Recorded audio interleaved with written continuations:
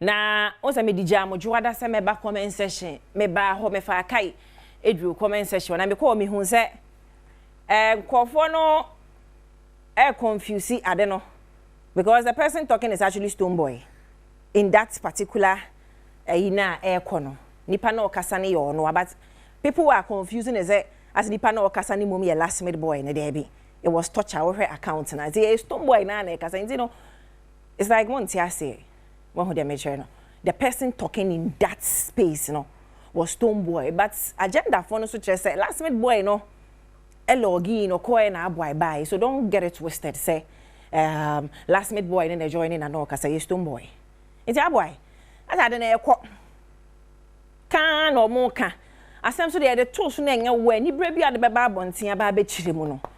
nti ade na wo so me chire mu a wote hwe u twa ntrot me so hit bia me beba so no mentena sesa me nya hwe han ade a ye ka koye enya me nkwa na maka almost media house obi e ka bloggers obi e ka me kasa na ye hu ba bia